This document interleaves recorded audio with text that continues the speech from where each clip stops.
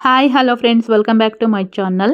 ಇವತ್ತೊಂದು ಈಸಿಯಾಗಿ ಟೊಮೊಟೊ ಚಟ್ನಿ ಮಾಡೋದನ್ನು ತೋರಿಸ್ಕೊಡ್ತಾ ಇದ್ದೀನಿ. ಎಲ್ಲ ಥರದ ಬ್ರೇಕ್ಫಾಸ್ಟ್ಗೆ ಸೂಪರ್ ಕಾಂಬಿನೇಷನ್ ಆಗುತ್ತೆ. ಕ್ವಿಕ್ಕಾಗಿ ಮಾಡುವಂತಹ ಚಟ್ನಿ ಅಂತಲೇ ಹೇಳ್ಬೋದು. ಅಷ್ಟೇ ರುಚಿಯಾಗಿರುತ್ತೆ. ಖಂಡಿತ ನೀವು ಯಾವತ್ತೂ ಟ್ರೈ ಮಾಡಿಲ್ಲ ಅಂದರೆ ಒಂದು ಸಲ ಟ್ರೈ ಮಾಡಿ.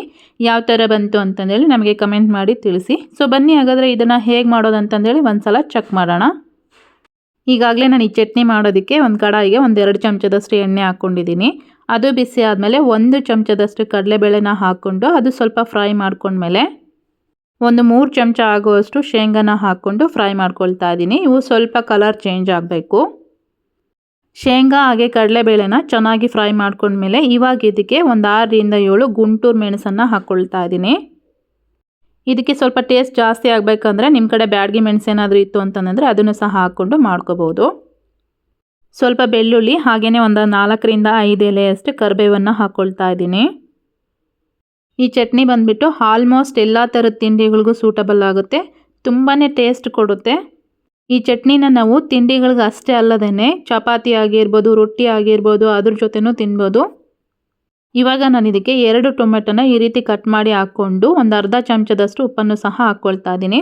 ಉಪ್ಪು ಹಾಕೋದ್ರಿಂದ ಟೊಮೆಟೊ ಬಂದುಬಿಟ್ಟು ಸ್ವಲ್ಪ ಬೇಗನೆ ಬಾಯ್ಲ್ ಆಗುತ್ತೆ ಅಂತಂದೇಳಿ. ಈ ಚಟ್ನಿಗೆ ಹುಳಿ ಟೊಮೆಟೊ ಏನಾದರೂ ಹಾಕ್ಕೊಂಡು ಮಾಡಿಕೊಂಡ್ರೆ ತುಂಬಾ ರುಚಿ ಕೊಡುತ್ತೆ. ಇದಕ್ಕೆ ಟೊಮೆಟೊ ಹಾಕೋದಕ್ಕಿಂತ ಮುಂಚೆನೇ ಜೀರಿಗೆ ಹಾಕ್ಕೊಂಡು ಫ್ರೈ ಮಾಡ್ಕೋಬೇಕು. ನಾನು ಮರ್ತೋಗಿದ್ದೆ, ಹಾಗಾಗಿ ಟೊಮೆಟೊನ ಈ ರೀತಿ ಸೈಡ್ಗೆ ಸರಿಸ್ಬಿಟ್ಟು 1 ಚಮಚದಷ್ಟು ಎಣ್ಣೆ ಹಾಕಿ ಅದು ಬಿಸಿ ಆದಮೇಲೆ ಒಂದು ಅರ್ಧ ಚಮಚದಷ್ಟು ಜೀರಿಗೆನ ಹಾಕಿ ಫ್ರೈ ಮಾಡ್ಕೊಳ್ತಾ ಇದ್ದೀನಿ. ಟೊಮೆಟೊ ಹಾಕೋದಕ್ಕಿಂತ ಮುಂಚೆನೇ ಜೀರಿಗೆನ ಹಾಕಿ ಫ್ರೈ ಮಾಡ್ಕೊಂಡ್ಮೇಲೆ ಆಮೇಲೆ ಟೊಮೆಟೊ ಹಾಕ್ಕೊಂಡು ಮಾಡ್ಕೊಳ್ಳಿ. ಟೊಮೆಟೊ ಎಲ್ಲ ಚೆನ್ನಾಗಿ ಫ್ರೈ ಆಗಿದೆ. ಕೊನೆಯದಾಗಿ ನಾನು ಇದಕ್ಕೆ ಸ್ವಲ್ಪ ಹುಣಸೆಹಣ್ಣು ಹಾಗೆಯೇ ಕೊತ್ತಂಬರಿ ಸೊಪ್ಪನ್ನು ಹಾಕ್ಕೊಳ್ತಾ ಇದ್ದೀನಿ. ಹುಣಸೆಹಣ್ಣು ಬಂದುಬಿಟ್ಟು ಕಂಪ್ಲೀಟಾಗಿ ಆಪ್ಷನಲ್ ಆಗಿರುತ್ತೆ. ನಿಮಗೆ ಬೇಕು ಅಂದರೆ ಹಾಕೋಬೋದು, ಇಲ್ಲಾಂದರೆ ಇದನ್ನು ಸ್ಕಿಪ್ ಮಾಡ್ಕೋಬೋದು.